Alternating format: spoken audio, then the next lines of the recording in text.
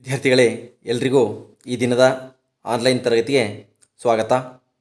ಇಂದು ನಾವು 10ನೇ ತರಗತಿಯ ಇತಿಹಾಸ ವಿಭಾಗದ 4ನೇ ಅಧ್ಯಾಯ ಕರ್ನಾಟಕದಲ್ಲಿ ಬ್ರಿಟಿಷ್ ಆಳ್ವಿಕೆಗೆ ಪ್ರತಿರೋಧಗಳು ಈ ಒಂದು ಪಾಠದ ಬಗ್ಗೆ ಅಧ್ಯಯನವನ್ನು ಮಾಡೋಣ. ಈ ಪಾಠವನ್ನು ಅಧ್ಯಯನ ಮಾಡೋದಕ್ಕಿಂತ ಮುಂಚೆ ಹಿಂದಿನ ಅಧ್ಯಾಯ ಬ್ರಿಟಿಷ್ ಆಳ್ವಿಕೆಯ ಪರಿಣಾಮಗಳು ಈ ಒಂದು ಪಾಠದ ಬಗ್ಗೆ ಪುನರ್ ಮನನವನ್ನು ಮಾಡಿಕೊಳ್ಳೋಣ. ಮೊದಲನೇ ಪ್ರಶ್ನೆ, ವಾರನ್ ಹೇಸ್ಟಿಂಗ್ಸನ್ನು ಜಾರಿಗೆ ತಂದಂತಹ ನ್ಯಾಯಾಂಗ ವ್ಯವಸ್ಥೆಯನ್ನು ಕುರಿತು ಬರೆಯಿರಿ. 1772ರಲ್ಲಿ ಗವರ್ನರ್ ಜನರಲ್ ಆಗಿ ವಾರನ್ ಹೇಸ್ಟಿಂಗ್ಸನು ಅಧಿಕಾರವನ್ನು ವಹಿಸಿಕೊಂಡನು. ಇವನು ಜಾರಿಗೆ ತಂದಂತಹ ನ್ಯಾಯಾಂಗ ಯೋಜನೆಯ ಪ್ರಕಾರ ಪ್ರತಿ ಜಿಲ್ಲೆಯು 2 ನ್ಯಾಯಾಲಯಗಳನ್ನು ಹೊಂದಿರಬೇಕಿತ್ತು.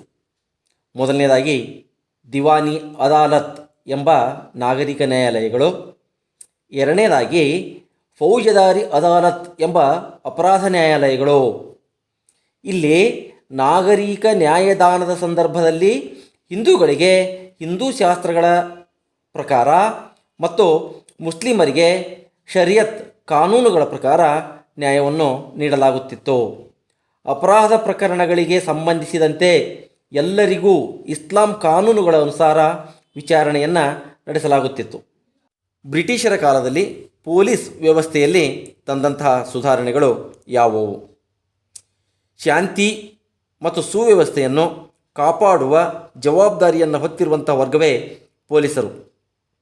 ಭಾರತದಲ್ಲಿ ಲಾರ್ಡ್ ಕಾರ್ನ್ ವಾಲಿಸನು ಪ್ರಥಮವಾಗಿ ವ್ಯವಸ್ಥಿತವಾದ ಪೊಲೀಸ್ ವಿಭಾಗವನ್ನು ಅಸ್ತಿತ್ವಕ್ಕೆ ತಂದನು. ಇವನು ಸೂಪರಿಂಟೆಂಡೆಂಟ್ ಆಫ್ ಪೊಲೀಸ್ ಎನ್ನುವ ಹೊಸ ಹುದ್ದೆಯನ್ನು ಸೃಷ್ಟಿಸಿದನು. 1781ರಲ್ಲಿ ಬ್ರಿಟಿಷ್ ಮ್ಯಾಜಿಸ್ಟ್ರೇಟ್ಗಳನ್ನು ನೇಮಕ ಮಾಡುವ ಪದ್ಧತಿಯನ್ನು ಜಾರಿಗೆ ತರಲಾಯಿತು. 1861ರಲ್ಲಿ ಪೊಲೀಸ್ ಕಾಯ್ದೆಯನ್ನು ಜಾರಿಗೆ ತರಲಾಯಿತು. 1902ರ ಪೊಲೀಸ್ ಕಮಿಷನ್ ಕಾಯ್ದೆಯು ವಿದ್ಯಾರ್ಹತೆಯನ್ನು ಪಡೆದವರನ್ನು ಅಧಿಕಾರಿ ಹುದ್ದೆಗೆ ನೇಮಿಸುವಂತಹ ಒಂದು ಅವಕಾಶವನ್ನು ಮಾಡಿಕೊಟ್ಟಿತು.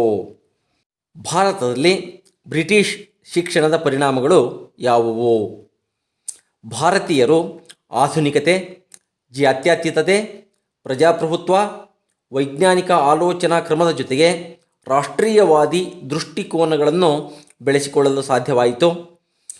ಸ್ಥಳೀಯ ಭಾಷೆಗಳು ಮತ್ತು ಸಾಹಿತ್ಯ ರಚನೆಗಳಿಗೆ ಪ್ರೋತ್ಸಾಹ ದೊರೆಯಿತು. ವಿದ್ಯಾವಂತ ವರ್ಗದ ಆಲೋಚನಾ ಕ್ರಮದಲ್ಲಿ ಏಕತೆಯ ಸ್ವರೂಪ ಕಂಡುಬಂದಿತು. ವೃತ್ತಪತ್ರಿಕೆಗಳು ಹುಟ್ಟಿ ಬೆಳೆಯತೊಡಗಿದವು. ವಿಶೇಷವಾಗಿ 19ನೇ ಶತಮಾನದ ಉತ್ತರಾರ್ಧದ ಪತ್ರಿಕೆಗಳಲ್ಲಿ ಸರ್ಕಾರದ ನೀತಿಗಳನ್ನು ವಿಮರ್ಶಿಸುವ ಮೂಲಕ ಭಾರತೀಯರಲ್ಲಿ ಬ್ರಿಟಿಷ್ ಆಡಳಿತದ ಬಗ್ಗೆ ವಿಮರ್ಶಾತ್ಮಕವಾದಂಥ ಅಭಿಪ್ರಾಯ ಬೆಳೆಯಲು ಈ ಒಂದು ವೃತ್ತಪತ್ರಿಕೆಗಳಿಂದ ಸಾಧ್ಯವಾಯಿತು. ಹೊಸ ಸಾಮಾಜಿಕ ಮತ್ತು ಧಾರ್ಮಿಕ ಸುಧಾರಣಾ ಚಳುವಳಿಗಳು ಹುಟ್ಟಿಕೊಂಡವು. JS ಮಿಲ್, ರೂಸೋ, ಮಾಂಟೆಸ್ಕ್ಯೂ ಮುಂತಾದವರ ಚಿಂತನೆಗಳು ಭಾರತೀಯ ವಿದ್ಯಾವಂತರ ಆಲೋಚನಾ ಕ್ರಮದಲ್ಲಿ ನವೀನತೆಯನ್ನು ತಂದವು. ಜಗತ್ತಿನಾದ್ಯಂತ ನಡೆಯುತ್ತಿದ್ದ ಸ್ವಾತಂತ್ರ್ಯ ಚಳುವಳಿಗಳ ಪ್ರಭಾವ ಭಾರತೀಯರ ಮೇಲೆಯೂ ಆಯಿತು. ಭಾರತೀಯರು ತಮ್ಮ ಸಮೃದ್ಧ ಸಾಂಸ್ಕೃತಿಕ ಪರಂಪರೆಗಳನ್ನು ಅರಿತುಕೊಳ್ಳಲು ಈ ಒಂದು ಬ್ರಿಟಿಷ್ ಶಿಕ್ಷಣದಿಂದ ಸಾಧ್ಯವಾಯಿತು. ಹೀಗೆ ಭಾರತದಲ್ಲಿ ಜಾರಿಗೊಂಡಂತಹ ಪಾಶ್ಚಾತ್ಯ ವಿದ್ಯಾಭ್ಯಾಸ ಕ್ರಮದಿಂದ ಸೃಷ್ಟಿಯಾದ ಅಭಿರುಚಿ ಮತ್ತು ಆಲೋಚನೆಗಳು ಭಾರತದಲ್ಲಿ ಹೊಸ ಹೊಸ ತಲೆಮಾರುಗಳನ್ನು ಸೃಷ್ಟಿಸುತ್ತಾ ಹೋದವು. 1773ರ ರೆಗ್ಯುಲೇಟಿಂಗ್ ಕಾಯ್ದೆ ಅಥವಾ ನಿಯಂತ್ರಣ ಕಾಯ್ದೆಯ ಮುಖ್ಯಾಂಶಗಳು ಯಾವುವು? ಮೊದಲನೇದಾಗಿ, ಈ ಕಾಯ್ದೆಯು ಜಾರಿಗೆ ಬರುವುದಕ್ಕಿಂತ ಮುಂಚೆ ಬ್ರಿಟಿಷರ ಅಧೀನದಲ್ಲಿದ್ದಂತಹ ಪ್ರಾಂತಗಳನ್ನು 3 ಪ್ರೆಸಿಡೆನ್ಸಿಗಳನ್ನಾಗಿ ವಿಂಗಡಿಸಲಾಗಿತ್ತು. ಅವುಗಳೆಂದರೆ ಬಂಗಾಳ, ಮುಂಬೈ ಮತ್ತು ಮದ್ರಾಸು ಪ್ರೆಸಿಡೆನ್ಸಿಗಳು. ಈ 3 ಪ್ರೆಸಿಡೆನ್ಸಿಗಳು ಪ್ರತ್ಯೇಕವಾಗಿ ಮತ್ತು ಸ್ವತಂತ್ರವಾಗಿ ಕಾರ್ಯವನ್ನು ನಿರ್ವಹಿಸುತ್ತಿದ್ದವು. ಆದರೆ ಈ ಕಾಯ್ದೆಯ ಪ್ರಕಾರ ಬಂಗಾಳದ ಪ್ರೆಸಿಡೆನ್ಸಿಯು ಉಳಿದ 2 ಪ್ರೆಸಿಡೆನ್ಸಿಗಳ ಮೇಲೆ ಅಧಿಕಾರವನ್ನು ಪಡೆಯಿತು. ಬಂಗಾಳದ ಗವರ್ನರನು 3 ಪ್ರೆಸಿಡೆನ್ಸಿಗಳಿಗೆ ಗವರ್ನರ್ ಜನರಲ್ ಆದನು. ಗವರ್ನರ್ ಜನರಲನಿಗೆ ಬಾಂಬೆ ಮತ್ತು ಮದ್ರಾಸು ಪ್ರಾಂತಗಳಿಗೆ ನಿರ್ದೇಶಿಸುವ, ನಿಯಂತ್ರಿಸುವ ಮತ್ತು ಮೇಲ್ವಿಚಾರಣೆ ಮಾಡುವ ಅಧಿಕಾರವನ್ನು ಈ ಒಂದು 1773ರ ರೆಗ್ಯುಲೇಟಿಂಗ್ ಕಾಯ್ದೆಯು ನೀಡಿತು. ಬಂಗಾಳ ಸರ್ಕಾರ ಮತ್ತು ಇಂಗ್ಲೆಂಡಿನ ನಿರ್ದೇಶಕರ ಮಂಡಳಿಯ ಪೂರ್ವಾನುಮತಿ ಇಲ್ಲದೆ ಬಾಂಬೆ ಮತ್ತು ಮದ್ರಾಸ್ ಸರ್ಕಾರಗಳು ಯಾರ ಮೇಲೂ ಯುದ್ಧವನ್ನು ಘೋಷಿಸುವಂತಿಲ್ಲ ಅಥವಾ ಶಾಂತಿ ಸಂಧಾನವನ್ನು ನಡೆಸುವಂತಿಲ್ಲ. ಅತಿ ತುರ್ತಾದಂತಹ ಸಂದರ್ಭಗಳಲ್ಲಿ ಮಾತ್ರ ಇಂತಹ ನಿಬಂಧನೆಗಳಿಂದ ವಿನಾಯಿತಿಯನ್ನು ನೀಡಲಾಗಿತ್ತು. ಕಲ್ಕತ್ತಾದಲ್ಲಿ ಸುಪ್ರೀಂ ಕೋರ್ಟನ್ನು ಸ್ಥಾಪನೆ ಮಾಡಲು ಈ ಕಾಯ್ದೆಯು ಅನುವು ಮಾಡಿಕೊಟ್ಟಿತು. 1813ರ ಚಾರ್ಟರ್ ಕಾಯ್ದೆಯ ಮುಖ್ಯಾಂಶಗಳು ಯಾವುವು? ಭಾರತದಲ್ಲಿ ವ್ಯಾಪಾರ ಮಾಡುವ ಅಧಿಕಾರವನ್ನು ಕಂಪನಿಗೆ ಮಾತ್ರವಲ್ಲದೆ ಇಚ್ಛೆಯುಳ್ಳವರೆಲ್ಲರಿಗೂ ನೀಡಲು ಈ ಒಂದು ಕಾಯ್ದೆಯು ಅವಕಾಶವನ್ನು ನೀಡಿಕೊಟ್ಟಿತು. ಇದರಿಂದಾಗಿ ಭಾರತದಲ್ಲಿ ಇಚ್ಛೆಯುಳ್ಳವರೆಲ್ಲರೂ ವ್ಯಾಪಾರವನ್ನು ಮಾಡಲು ಅವಕಾಶ ದೊರೆಯಿತು. ಇದರ ಪರಿಣಾಮವಾಗಿ ಮುಕ್ತ ವ್ಯಾಪಾರದ ಹೊಸದಾದಂತಹ ಒಂದು ಶಕೆ ಆರಂಭವಾಯಿತು. ಎರಡನೇದಾಗಿ ಅನುಮತಿ ಮತ್ತು ಪರವಾನಗಿಯ ಹೊಸದಾದಂತಹ ಕಾಲ ಆರಂಭವಾಯಿತು. ಗವರ್ನರ್ ಜನರಲ್ ಮತ್ತು ಸೇನೆಯ ಮಹಾಮುಖ್ಯಸ್ಥನನ್ನು ನಿರ್ದೇಶಕ ಮಂಡಳಿಯು ನೇಮಿಸುವ ಅಧಿಕಾರವನ್ನು ಹೊಂದಿತು. ಭಾರತಕ್ಕೆ ಚರ್ಚ್ಗಳು ಪ್ರವೇಶಿಸಲು ಅಧಿಕೃತ ಅವಕಾಶವನ್ನು ನೀಡಲಾಯಿತು. ಇದರಿಂದಾಗಿ ಭಾರತೀಯರಲ್ಲಿ ಹೊಸ ಜ್ಞಾನವನ್ನು ಪಸರಿಸುವ, ಅವರ ನೈತಿಕ ಮತ್ತು ಧಾರ್ಮಿಕ ಬದುಕನ್ನು ಎತ್ತರಿಸುವಂತಹ ಜವಾಬ್ದಾರಿಯನ್ನು ಮಿಷನರಿ ಸಂಸ್ಥೆಗಳು ವಹಿಸಿಕೊಳ್ಳಬೇಕೆಂದು ನಿರ್ದೇಶನವನ್ನು ನೀಡಲಾಯಿತು. ಕ್ರೈಸ್ತ ಧರ್ಮದ ಪ್ರಚಾರ ಮತ್ತು ಇಂಗ್ಲಿಷ್ ವಿದ್ಯಾಭ್ಯಾಸದ ವಿಸ್ತರಣೆ ಹೆಚ್ಚಾಯಿತು. 1833ರ ಚಾರ್ಟರ್ ಕಾಯ್ದೆಯ ಮುಖ್ಯಾಂಶಗಳು ಯಾವುವು? ಬಂಗಾಳದ ಗವರ್ನರ್ ಜನರಲ್ನನ್ನು ಭಾರತದ ಗವರ್ನರ್ ಜನರಲ್ ಆಗಿ ನಾಮಕರಣ ಮಾಡಲಾಯಿತು. ಭಾರತದ ಎಲ್ಲ ವ್ಯಾಪಾರಿ ಸರಕುಗಳನ್ನು ನಿರ್ದೇಶಿಸುವ, ನಿಯಂತ್ರಿಸುವ ಮತ್ತು ಮೇಲ್ವಿಚಾರಣೆ ಮಾಡುವ ಅಧಿಕಾರವನ್ನು ಗವರ್ನರ್ ಜನರಲನು ಪಡೆದನು. ದೇಶಿ ಸಂಸ್ಥಾನಗಳ ಜೊತೆಗೆ ಯುದ್ಧ, ಶಾಂತಿ ಮತ್ತು ರಾಜತಾಂತ್ರಿಕ ಸಂಬಂಧದ ಎಲ್ಲ ವಿಷಯಗಳನ್ನು ಬಂಗಾಳದ ಕೇಂದ್ರ ಸರ್ಕಾರವೇ ತೀರ್ಮಾನಿಸುವ ಹಕ್ಕನ್ನು ಹೊಂದಿತು. ಗವರ್ನರ್ ಜನರಲನ ಕಾರ್ಯಾಂಗ ಸಭೆಯಲ್ಲಿ ಉಳಿದ ಸದಸ್ಯರ ಜೊತೆಗೆ ಗವರ್ನರ್ ಜನರಲನಿಗೆ ಯಾವುದಾದರೂ ವಿಷಯದ ಮೇಲೆ ಒಮ್ಮತ ಮೂಡದಿದ್ದಾಗ ಅವನು ಬಹುಮತದ ನಿರ್ಣಯವನ್ನು ತಿರಸ್ಕರಿಸಲು ಇದ್ದಂತಹ ಕಾರಣಗಳನ್ನು ಲಿಖಿತ ರೂಪದಲ್ಲಿ ಸಲ್ಲಿಸಬೇಕಾಯಿತು. ಧರ್ಮ, ಬಣ್ಣ ಮತ್ತು ಹುಟ್ಟಿನ ಆಧಾರದ ಮೇಲೆ ಯಾವುದೇ ತಾರತಮ್ಯವನ್ನು ಮಾಡುವಂತಿಲ್ಲ ಎಂಬುದನ್ನು ಈ ಕಾಯ್ದೆಯು ನಿರ್ದೇಶಿಸಿತು. ಗವರ್ನರ್ ಜನರಲನ ಕಾರ್ಯಾಂಗ ಸಭೆಗೆ ನ್ಯಾಯಾಂಗ ಪರಿಣಿತನನ್ನು ಸದಸ್ಯನನ್ನಾಗಿ ನೇಮಕ ಮಾಡಿಕೊಳ್ಳಲಾಯಿತು. ಎಲ್ಲ ಬ್ರಿಟಿಷ್ ವ್ಯಾಪಾರಿ ಕಂಪನಿಗಳಿಗೆ ಭಾರತಕ್ಕೆ ಬರಲು ಮುಕ್ತ ಪರವಾನಗಿಯನ್ನು ನೀಡಲಾಯಿತು. ಇನ್ನು 1909ರ ಭಾರತೀಯ ಪರಿಷತ್ ಕಾಯ್ದೆ ಅಥವಾ ಮಿಂಟೋ ಮಾರ್ಲೆ ಸುಧಾರಣಾ ಕಾಯ್ದೆಯ ಮುಖ್ಯಾಂಶಗಳು ಯಾವುವು? ಕೇಂದ್ರ ಶಾಸನ ಸಭೆಯ ಸದಸ್ಯರ ಸಂಖ್ಯೆಯನ್ನು 16ರಿಂದ 60ಕ್ಕೆ ಹೆಚ್ಚಿಸಲಾಯಿತು. ಪ್ರಾಂತಗಳಲ್ಲೂ ಶಾಸನ ಸಭೆಗಳ ಸದಸ್ಯರ ಸ್ಥಾನಗಳನ್ನು ಹೆಚ್ಚಿಸಲಾಯಿತು. ಮೊದಲ ಬಾರಿಗೆ ಚುನಾವಣೆಯ ಮೂಲಕ ಶಾಸನ ಸಭೆಗೆ ಆಯ್ಕೆಯಾಗಲು ಅವಕಾಶವನ್ನು ನೀಡಲಾಯಿತು.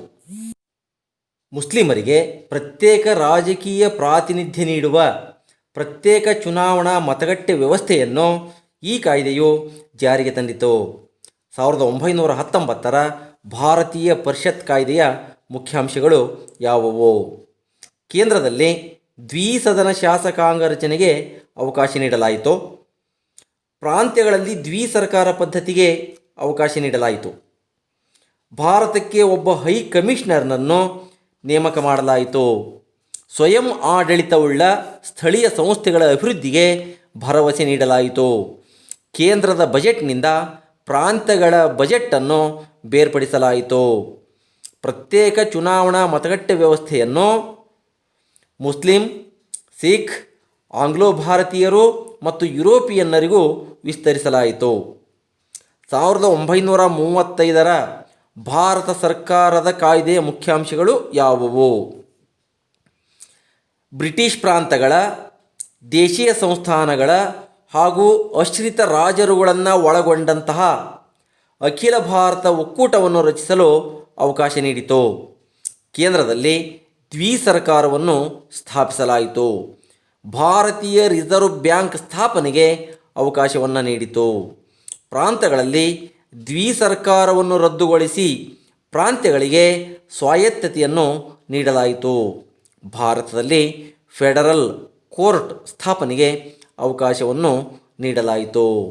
ವಿದ್ಯಾರ್ಥಿಗಳೇ, ಹೀಗೆ ನೀವು ಈ ಹಿಂದಿನ ಪಾಠದಲ್ಲಿ ಓದಿದಂತಹ ಎಲ್ಲ ಅಂಶಗಳ ಬಗ್ಗೆ ತಿಳಿದುಕೊಂಡ್ರೆ ಈಗ ಅಧ್ಯಾಯ 4 ಕರ್ನಾಟಕದಲ್ಲಿ ಬ್ರಿಟಿಷ್ ಆಳ್ವಿಕೆಗೆ ಪ್ರತಿರೋಧಗಳು, ಈ ಒಂದು ಪಾಠದ ಬಗ್ಗೆ ಅಧ್ಯಯನವನ್ನು ಮಾಡೋಣ.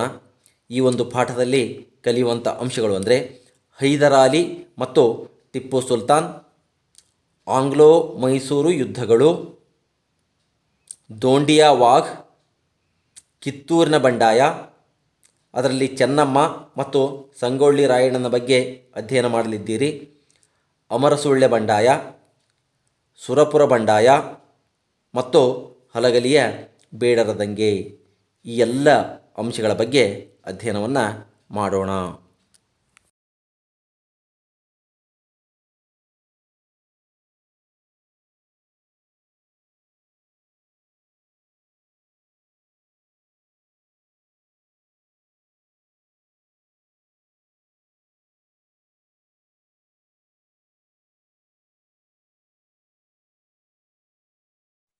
ವಿದ್ಯಾರ್ಥಿಗಳೇ, ಇಂದಿನ ಕರ್ನಾಟಕವು ಏಕೀಕರಣದ ಮುಂಚೆ ವಿವಿಧ ರಾಜಕೀಯ ಅಧಿಕಾರಶಾಹಿಗಳಲ್ಲಿ ಹಂಚಿಹೋಗಿತ್ತು.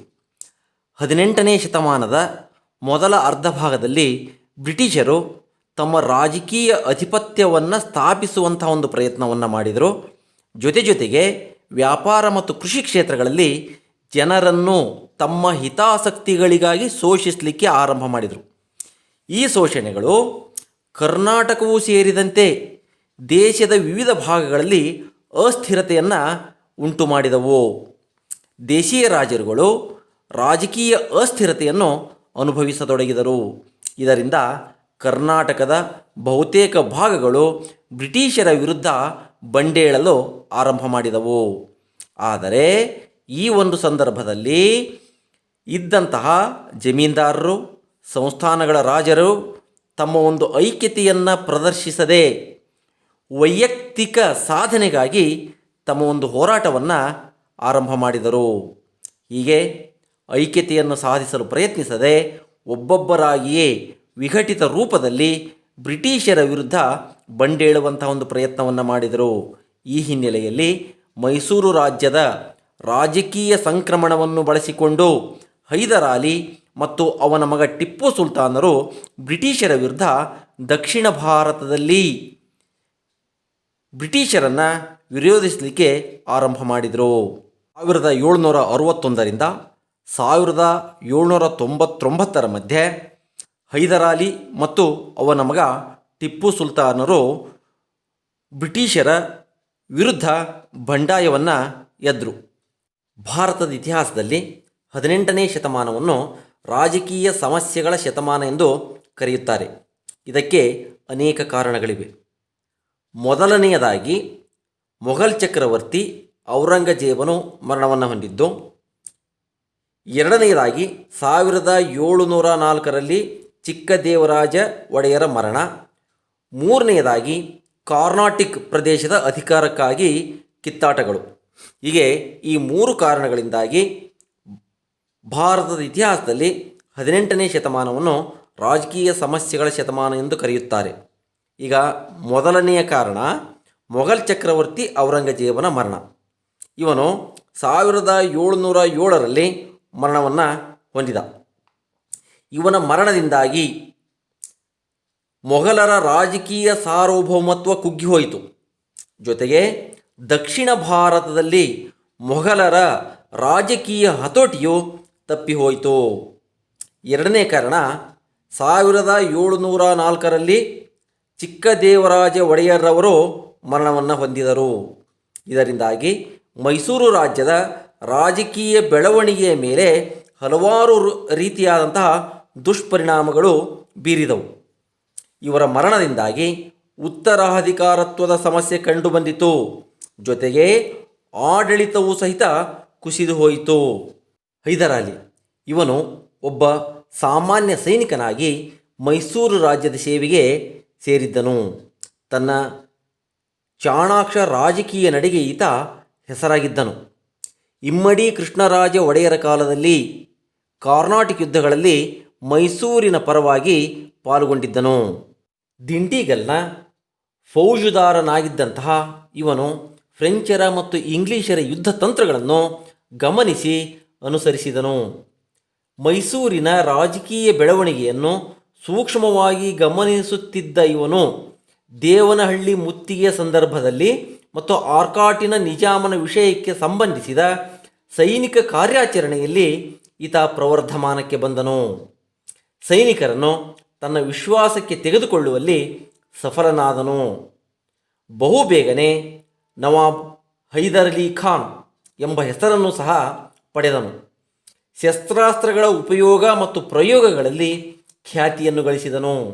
ಅಷ್ಟೇ ಅಲ್ಲದೆ ತನ್ನ ಚುರುಕಿನ ಸೈನಿಕ ಕಾರ್ಯಾಚರಣೆಗಳ ಮೂಲಕ ದಳವಾಯಿಗಳ ಒಂದು ಅಧಿಕಾರವನ್ನು ಕುಂದಿಸಿದನು ಮತ್ತು ಅರಸರಾಗಿದ್ದಂತಹ ಕೃಷ್ಣರಾಜ ಒಡೆಯರ್ರವರನ್ನು ಮೂಲೆ ಗುಂಪಾಗಿಸಿ ಅಧಿಕಾರದ ಮೇಲೆ ತನ್ನ ಏಕಸ್ವಾಮಿತೆಯನ್ನು ಸ್ಥಾಪಿಸಿದನು. ಮರಾಠರು, ಹೈದರಾಬಾದಿನ ನಿಜಾಮ ಮತ್ತು ಆರ್ಕಾಟಿನ ನವಾಬರು ತಮ್ಮ ರಾಜಕೀಯ ಅಸ್ತಿತ್ವ ಮತ್ತು ಮೇಲ್ಮೈ ಸಾಧನೆಗಾಗಿ ಹೋರಾಟಗಳಲ್ಲಿ ನಿರತರಾಗಿದ್ದರು. ಇಂತಹ ಒಂದು ಸಂದರ್ಭವನ್ನು ತಮ್ಮ ರಾಜಕೀಯ ಪ್ರಾಬಲ್ಯಕ್ಕಾಗಿ ಬ್ರಿಟಿಷರು ಮತ್ತು ಫ್ರೆಂಚರು ಬಳಸಿಕೊಳ್ಳತೊಡಗಿದರು. ಈ ಹಿನ್ನೆಲೆಯಲ್ಲಿ ಹೈದರಾಲಿ ಮತ್ತು ಅವನ ಮಗ ಟಿಪ್ಪು ಸುಲ್ತಾನ್ ಇಬ್ಬರು ನಡೆಸಿದಂತಹ ಆಂಗ್ಲೋ ಮೈಸೂರು ಯುದ್ಧಗಳು ಮತ್ತು ಅದಕ್ಕೆ ಪ್ರೇರಣೆಯನ್ನು ನೀಡಿದಂತಹ ರಾಜಕೀಯ ಬೆಳವಣಿಗೆಗಳು ಯಾವುವು ಎನ್ನುವಂಥದ್ದನ್ನು ತಿಳಿಯಬೇಕು. 1763ರಲ್ಲಿ ಕೆಳದಿ, ಮಂಗಳೂರು ಮತ್ತು ಮಲಬಾರ್ ತೀರ ಪ್ರದೇಶಗಳನ್ನು ಹೈದರಾಲಿಯು ಗೆದ್ದುಕೊಂಡನು. ಹೈದರಾಲಿಯ ಈ ವಿಜಯವು ಮರಾಠರಿಗೆ ಮತ್ತು ಹೈದರಾಬಾದಿನ ನಿಜಾಮರಿಗೆ ಎಚ್ಚರಿಕೆಯ ಗಂಟೆಯಾಯಿತು. ಮೊದಲನೇ ಆಂಗ್ಲೋ ಮೈಸೂರು ಯುದ್ಧ.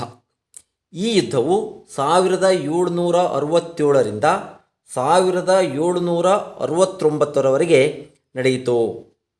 ಈ ಮೊದಲೇ ಹೇಳಿದಂತೆ ಕೆಳದಿ, ಮಂಗಳೂರು ಮತ್ತು ಮಲಬಾರ್ ತೀರ ಪ್ರದೇಶಗಳನ್ನು ಗೆದ್ದುಕೊಂಡು ಹೈದರಾಲಿಯು ತನ್ನ ರಾಜಕೀಯ ಪ್ರಾಬಲ್ಯವನ್ನು ಮೆರೆದನು.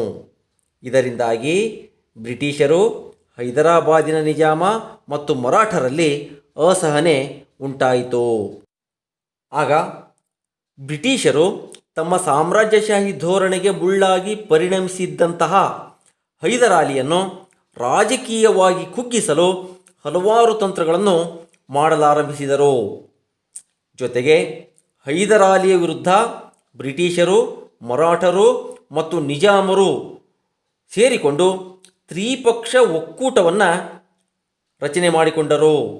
ಆದರೆ ಹೈದರಾಲಿ ತನ್ನ ಚಾಣಾಕ್ಷ ರಾಜಕೀಯ ತಂತ್ರಗಳನ್ನು ಪ್ರಯೋಗಿಸುವ ಮೂಲಕ ರಚನೆಯಾಗಿದ್ದಂತಹ ಈ ತ್ರಿಪಕ್ಷ ಒಕ್ಕೂಟವನ್ನು ಒಡೆದನು. ಮರಾಠರು ಮತ್ತು ನಿಜಾಮನನ್ನು ಬ್ರಿಟಿಷರ ವಿರುದ್ಧ ಎತ್ತಿಕಟ್ಟುವಲ್ಲಿ ಯಶಸ್ವಿಯಾದನು.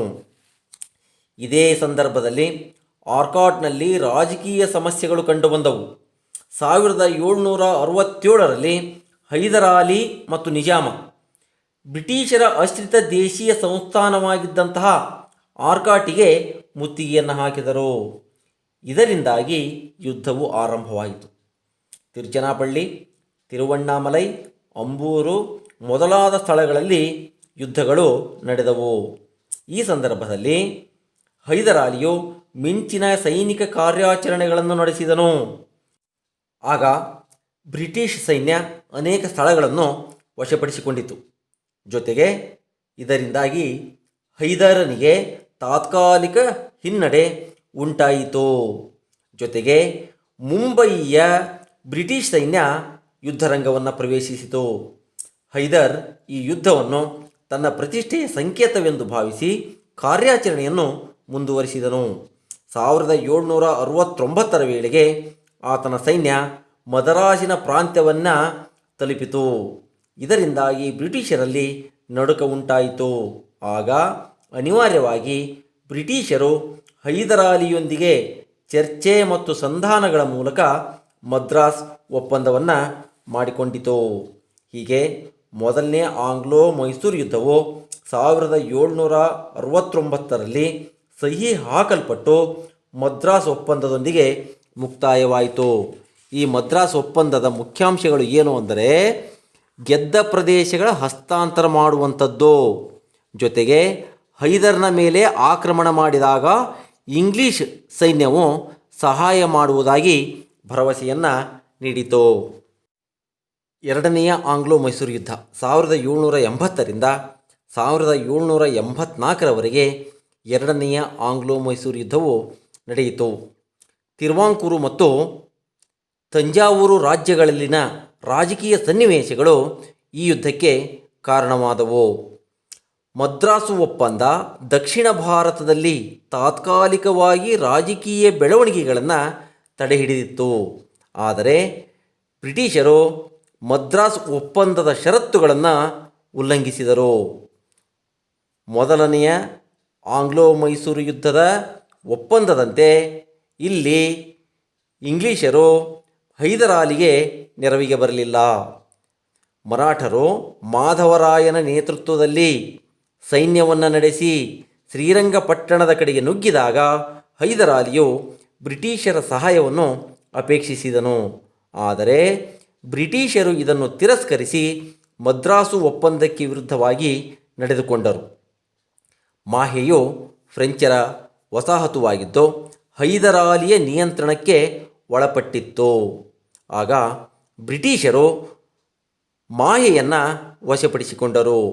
ಈ ಮಾಹೆಯನ್ನು ವಶಪಡಿಸಿಕೊಂಡಿದ್ದು ಎರಡನೆಯ ಮೈಸೂರು ಯುದ್ಧಕ್ಕೆ ಕಾರಣವಾಯಿತು. 1780 ಎರಡನೆಯ ಮೈಸೂರು ಯುದ್ಧ ಪ್ರಾರಂಭವಾಯಿತು. ಯುದ್ಧದ ಪ್ರಾರಂಭದಲ್ಲಿ ಹೈದರಾಲಿ ಮುನ್ನಡೆಯನ್ನು ಸಾಧಿಸಿದನು. ಕರ್ನಾಟಕ ಪ್ರಾಂತ್ಯದ ಅನೇಕ ಕೋಟೆಗಳನ್ನು ಸಹ ವಶಪಡಿಸಿಕೊಂಡನು. ಕಾಂಚೀಪುರಂ ಇವನ ಒಂದು ವಶಕ್ಕೆ ಬಂದಿತು. ಕೋರಮಂಡಲ ತೀರದವರೆಗೂ ತನ್ನ ಸೈನ್ಯವನ್ನು ಮುನ್ನುಗ್ಗಿಸಿದನು. ಇದು ಮದ್ರಾಸಿನ ಬ್ರಿಟಿಷ್ ಸೈನ್ಯಾಧಿಕಾರಿಗಳಲ್ಲಿ ನಡುಕವನ್ನು ಉಂಟು ಮಾಡಿತು. ಹೈದರ್ ಆರ್ಕಾಟಿಗೆ ಮುತ್ತಿಗೆಯನ್ನು ಹಾಕಿ ಅದನ್ನು ಸಹ ವಶಪಡಿಸಿಕೊಂಡನು. ಆಗ ಸರ್ ಐರ್ಕೂಟನ ನೇತೃತ್ವದಲ್ಲಿ ಬ್ರಿಟಿಷರ ಸೈನ್ಯ ಸಜ್ಜುಗೊಂಡಿತು. ಹೈದರ್ ಈ ಅವಧಿಯಲ್ಲಿ ವೆಲ್ಲೂರು ಮತ್ತು ವಾಂಡಿವಾಶ್ಗಳನ್ನು ಮುತ್ತಿಗೆ ಹಾಕುವುದಾಗಿ ಬೆದರಿಕೆಯನ್ನು ನೀಡಿದನು. ಹೈದರ್ನ ಸೈನ್ಯವನ್ನು ಸರ್ ಐರ್ಕೂಟ್ ಪಾಂಡಿಚೇರಿಯವರೆಗೂ ಸಹ ಹಿಂಬಾಲಿಸಿದನು. ಫ್ರೆಂಚರು ಹೈದರನಿಗೆ ಬ್ರಿಟಿಷರ ವಿರುದ್ಧ ಸಹಕರಿಸಲು ನಿರಾಕರಿಸಿದರು. ಹೈದರ್ ಇದರಿಂದಾಗಿ ಯುದ್ಧದ ಗತಿಯನ್ನು ಬದಲಾಯಿಸಿದನು. ಹೈದರ್ ಬ್ರಿಟಿಷರ ಹತೋಟಿಯಲ್ಲಿನ ಪ್ರದೇಶಗಳಿಗೆ ಮುತ್ತಿಗೆಯನ್ನು ಹಾಕಿ ಕೊಳ್ಳೆ ಹೊಡೆದು ಅಪಾರವಾದಂಥ ಸಂಪತ್ತು ಮತ್ತು ಶಸ್ತ್ರಾಸ್ತ್ರಗಳನ್ನು ಸಂಗ್ರಹಿಸಿದನು. 1781 ಪೋರ್ಟೋನೋವೊ ಎಂಬಲ್ಲಿ ನಡೆದ ಕದನದಲ್ಲಿ ಹೈದರ್ ಪರಾಭವಗೊಂಡನು. ಇದು ಯುದ್ಧದ ಗತಿಯನ್ನು ಬದಲಾಯಿಸಿತು. ಜೊತೆಗೆ ಬ್ರಿಟಿಷರಲ್ಲಿ ಆತ್ಮಸ್ಥೈರ್ಯವನ್ನು ಹೆಚ್ಚಿಸಿತು. ನಂತರ ಪುಲಿಕಾಟ್, ಸೋಲಿಂಗೂರ್ ಕದನಗಳಲ್ಲಿ ನಡೆದಂತಹ ಯುದ್ಧಗಳಲ್ಲಿ ಹೈದರಾಲಿಯು ಆರ್ಥಿಕವಾಗಿ ಹಾನಿಯನ್ನು ಅನುಭವಿಸಿದನು. ಈ ವೇಳೆಗೆ ಬ್ರಿಟಿಷರು ಸಾಲ್ಬಾಯ್ ಒಪ್ಪಂದಕ್ಕೆ ಸಹಿ ಹಾಕುವುದರ ಮೂಲಕ ಹೈದರನ ಒಕ್ಕೂಟದಿಂದ ಮರಾಠರು ಮತ್ತು ನಿಜಾಮನನ್ನು ಸೆಳೆಯುವಲ್ಲಿ ಸಫಲರಾದರು. ಯುದ್ಧದ ಮಧ್ಯದಲ್ಲಿ ಹೈದರಾಲಿ 1782 ಅನಾರೋಗ್ಯದಿಂದ ಮರಣವನ್ನು ಹೊಂದಿದನು. ಆಗ ಆತನ ಮಗನಾದಂತಹ ಟಿಪ್ಪು ಸುಲ್ತಾನ್ ಯುದ್ಧವನ್ನು ಮುಂದುವರಿಸಿದನು. ಹೈದರನ ಮರಣದ ಸಂದರ್ಭದಲ್ಲಿ ಮಲಬಾರ್ ಪ್ರಾಂತದಲ್ಲಿ ನಡೆದಂಥ ಯುದ್ಧಗಳಲ್ಲಿ ಟಿಪ್ಪು ತೊಡಗಿದ್ದನು. ಟಿಪ್ಪುವಿನ ಅನುಪಸ್ಥಿತಿಯ ಲಾಭವನ್ನು ಪಡೆದಂತಹ ಬ್ರಿಟಿಷರು ಬಿದನೂರು ಮತ್ತು ಮಂಗಳೂರುಗಳನ್ನು ವಶಪಡಿಸಿಕೊಳ್ಳಲು ಪ್ರಯತ್ನವನ್ನು ಮಾಡಿದರು. ತಿರುವಾಂಕೂರು, ಕಲ್ಲಿಕೋಟೆ ಮತ್ತು ಮಲಬಾರಿನ ಅನೇಕ ರಾಜರುಗಳನ್ನು ಟಿಪ್ಪುವಿನ ವಿರುದ್ಧ ಎತ್ತಿಕಟ್ಟುವ ಪ್ರಯತ್ನಗಳನ್ನು ಬ್ರಿಟಿಷರು ಮಾಡಿದರು. ಹೀಗಾಗಿ ಟಿಪ್ಪು ಸುಲ್ತಾನ್ ಮಂಗಳೂರು ಮತ್ತು ಕರಾವಳಿ ತೀರ ಪ್ರದೇಶದ ಮೇಲೆ ಹತೋಟಿಯನ್ನು ಸಾಧಿಸುವುದು ಸೂಕ್ತವೆಂದು ಯೋಚಿಸಿ ಮಂಗಳೂರಿನತ್ತ ನಡೆದು ಬ್ರಿಟಿಷರ ಸೈನ್ಯವನ್ನು ಸೋಲಿಸಿದನು.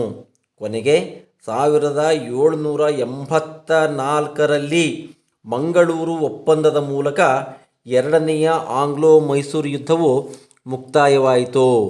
ಈ ಒಪ್ಪಂದದ ಮುಖ್ಯಾಂಶವೇನೆಂದರೆ ಪರಸ್ಪರ ಶತ್ರುಗಳಿಗೆ ಸಹಾಯ ಮಾಡಬಾರದು. ಅಂದರೆ ಟಿಪ್ಪುವಿನ ಶತ್ರುಗಳಿಗೆ ಇಂಗ್ಲೀಷರು ಸಹಾಯ ಮಾಡಬಾರದು, ಇಂಗ್ಲೀಷರ ಶತ್ರುಗಳಿಗೆ ಟಿಪ್ಪು ಸಹಾಯ ಮಾಡಬಾರದು. ಇನ್ನು ಟಿಪ್ಪು ಸುಲ್ತಾನ್ ಮತ್ತು 3 ಮತ್ತು 4ನೇ ಆಂಗ್ಲೋ ಮೈಸೂರು ಯುದ್ಧಗಳು.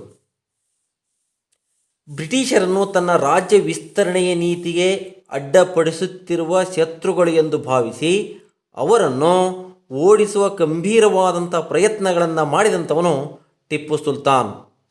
ಬ್ರಿಟಿಷರು ತಮ್ಮ ಕುಟಿಲ ನೀತಿಯಿಂದ ಭಾರತೀಯ ರಾಜ್ಯಗಳನ್ನು ಕಬಳಿಸುತ್ತಿದ್ದಂತಹ ಪರಮ ವೈರಿಗಳು ಎಂದು ತಿಳಿದು ಅವರನ್ನು ಭಾರತದಿಂದ ಓಡಿಸುವುದು ತನ್ನ ಆದ್ಯ ಕರ್ತವ್ಯ ಎಂದು ಟಿಪ್ಪು ತಿಳಿದುಕೊಂಡಿದ್ದನು. ತನ್ನ 17 ವರ್ಷಗಳ ಆಳ್ವಿಕೆಯಲ್ಲಿ ನಿರಂತರವಾಗಿ ಬ್ರಿಟಿಷರೊಂದಿಗೆ ಹೋರಾಟವನ್ನು ಮಾಡಿದನು.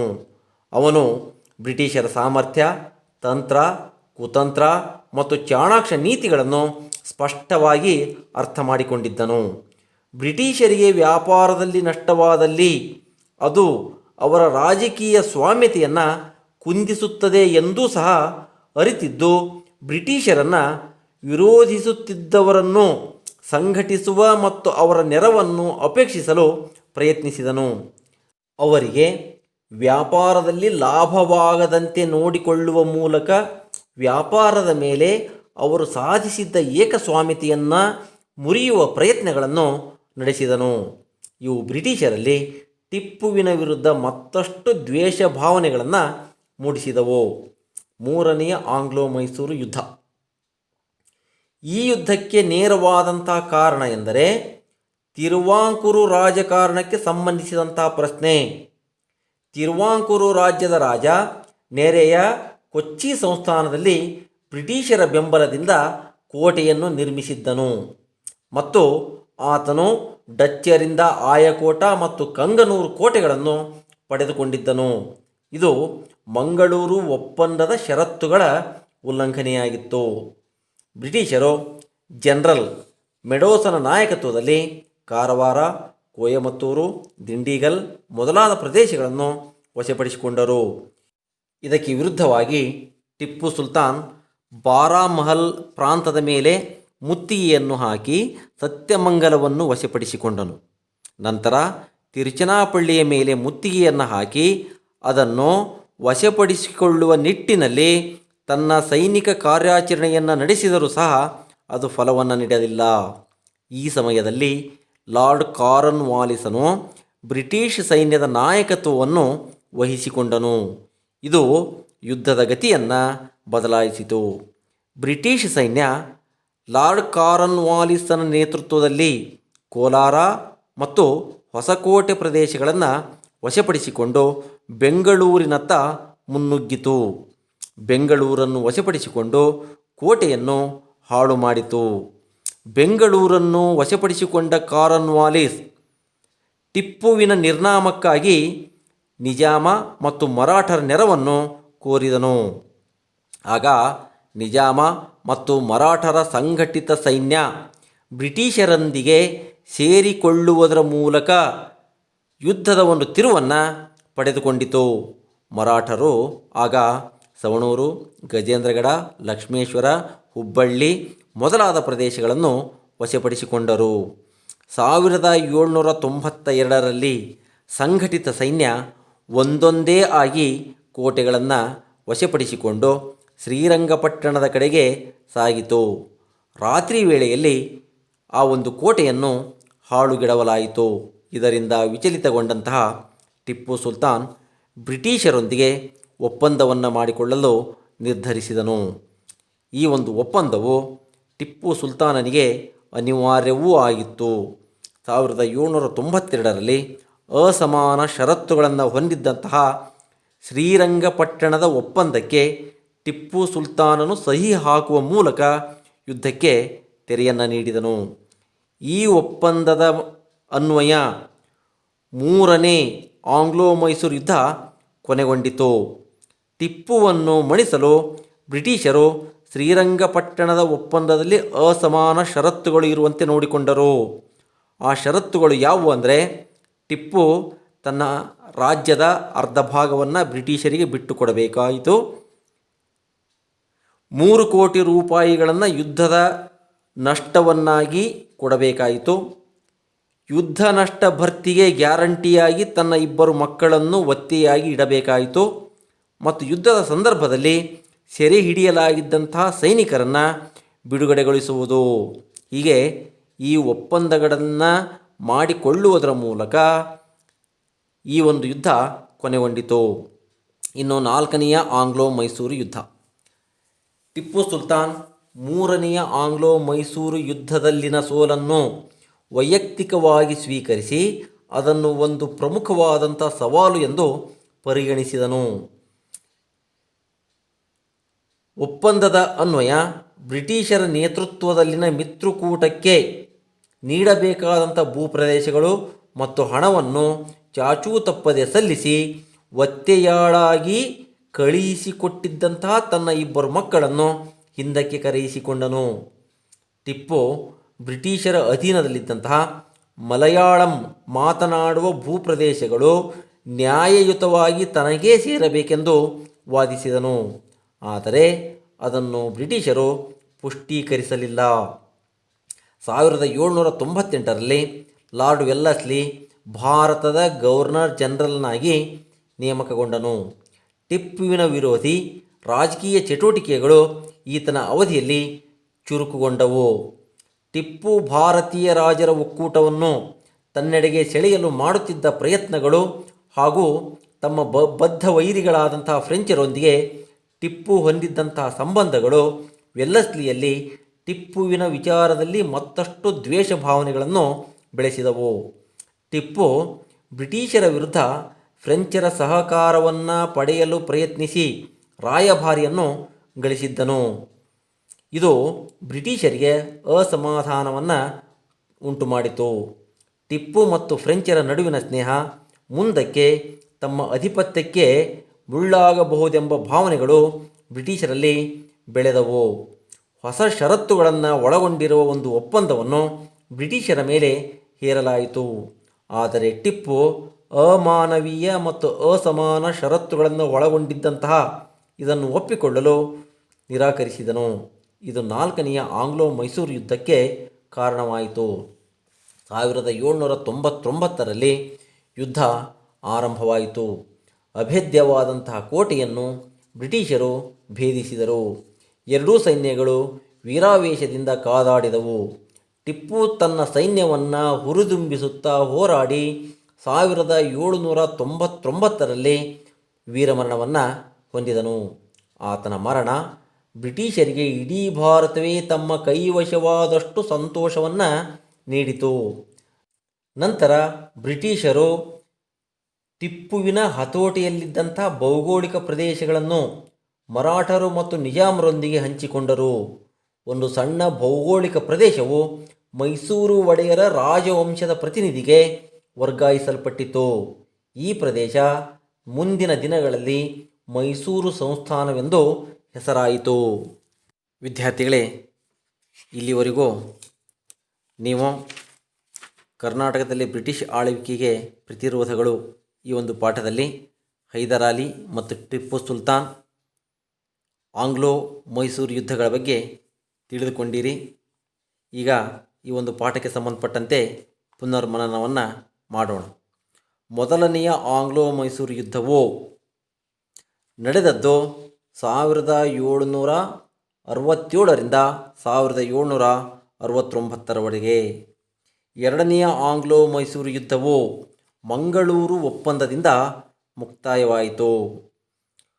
ಮೂರನೇ ಆಂಗ್ಲೋ ಮೈಸೂರು ಯುದ್ಧವು ಶ್ರೀರಂಗಪಟ್ಟಣ ಒಪ್ಪಂದದಿಂದ ಮುಕ್ತಾಯವಾಯಿತು. ವಿದ್ಯಾರ್ಥಿಗಳೇ, ಇನ್ನು ಹೈದರಾಲಿಯು ಹೇಗೆ ಅಧಿಕಾರಕ್ಕೆ ಬಂದನು? ವಿದ್ಯಾರ್ಥಿಗಳೇ, ಮೊಘಲ್ ಚಕ್ರವರ್ತಿ ಔರಂಗಜೇಬನು 1707ರಲ್ಲಿ ಮರಣವನ್ನು ಹೊಂದಿದನು. ಇದರಿಂದಾಗಿ ಭಾರತದಲ್ಲಿ ಮೊಘಲರ ರಾಜಕೀಯ ಸಾರ್ವಭೌಮತ್ವ ಕುಗ್ಗಿ ಅವರ ಒಂದು ಹತೋಟಿಯು ತಪ್ಪಿಹೋಯಿತು. ಕರ್ನಾಟಿಕ್ ಪ್ರದೇಶದಲ್ಲಿ ಅಧಿಕಾರಕ್ಕಾಗಿ ಕಿತ್ತಾಟಗಳು ಆರಂಭವಾದವು. 1704ರಲ್ಲಿ ಚಿಕ್ಕದೇವರಾಜ ಒಡೆಯರ್ ಮರಣವನ್ನು ಹೊಂದಿದ್ದರಿಂದಾಗಿ ಉತ್ತರಾಧಿಕಾರತ್ವದ ಒಂದು ಸಮಸ್ಯೆ ಕಂಡುಬಂದು ಆಡಳಿತವು ಕುಸಿಯಿತು. ಇದರಿಂದಾಗಿ ಮೈಸೂರಿನ ರಾಜಕೀಯದ ಒಂದು ಬೆಳವಣಿಗೆಯು ಕುಸಿದು ಹೋಯಿತು. ಇಂತಹ ಅತಂತ್ರವಾದಂತಹ ಸನ್ನಿವೇಶಗಳು ಹೈದರಾಲಿಯು ಅಧಿಕಾರಕ್ಕೆ ಬರಲು ಸಹಾಯಕವಾದವು. ಇನ್ನು ಶ್ರೀರಂಗಪಟ್ಟಣ ಒಪ್ಪಂದದ ಮುಖ್ಯಾಂಶಗಳು ಯಾವುವು? ಟಿಪ್ಪು ತನ್ನ ಅರ್ಧ ರಾಜ್ಯವನ್ನು ಬ್ರಿಟಿಷರಿಗೆ ಬಿಟ್ಟು ಕೊಡಬೇಕು. ಯುದ್ಧ ನಷ್ಟವಾಗಿ 3 ಕೋಟಿ ರೂಪಾಯಿಗಳನ್ನು ಕೊಡಬೇಕಾಯಿತು. ಯುದ್ಧ ನಷ್ಟ ಭರ್ತಿಗೆ ಗ್ಯಾರಂಟಿಯಾಗಿ ತನ್ನ 2 ಮಕ್ಕಳನ್ನು ಒತ್ತೆಯಾಗಿ ಇಡಬೇಕಾಯಿತು. ಯುದ್ಧದ ಸಂದರ್ಭದಲ್ಲಿ ಸೆರೆ ಹಿಡಿಯಲಾಗಿದ್ದಂತಹ ಸೈನಿಕರನ್ನು ಬಿಡುಗಡೆಗೊಳಿಸುವುದು. ಇವೆಲ್ಲವೂ ಸಹ ಶ್ರೀರಂಗಪಟ್ಟಣ ಒಪ್ಪಂದದ ಮುಖ್ಯಾಂಶಗಳು. ವಿದ್ಯಾರ್ಥಿಗಳೇ, ಈಗ ಗೃಹ ಪಾಠವನ್ನು ನೀಡ್ತಾ ಇದ್ದೀನಿ. ಅವುಗಳನ್ನು ಬರೆದುಕೊಂಡು ಬಂದು ನಿಮ್ಮ ಶಿಕ್ಷಕರಿಗೆ ತೋರಿಸಿ. ಹೈದರಾಲಿಯು ಅಧಿಕಾರಕ್ಕೆ ಬರಲು ಸಹಾಯಕವಾದಂತಹ ಅಂಶಗಳು ಯಾವುವು? ಅಥವಾ ಭಾರತದ ಇತಿಹಾಸದಲ್ಲಿ 18ನೇ ಶತಮಾನವನ್ನು ರಾಜಕೀಯ ಸಮಸ್ಯೆಗಳ ಶತಮಾನವೆಂದು ಕರೆಯುತ್ತಾರೆ, ಏಕೆ? ಇನ್ನು ಎರಡನೆಯ ಆಂಗ್ಲೋ ಮೈಸೂರು ಯುದ್ಧದಿಂದ ಉಂಟಾದಂಥ ಪರಿಣಾಮಗಳು ಯಾವುವು? ಈ ಎಲ್ಲ ಪ್ರಶ್ನೆಗಳಿಗೆ ಉತ್ತರಗಳನ್ನು ಬರೆದುಕೊಂಡು ಬಂದು ನಿಮ್ಮ ಶಿಕ್ಷಕರಿಗೆ ತೋರಿಸಿ. ಎಲ್ರಿಗೂ ಧನ್ಯವಾದಗಳು.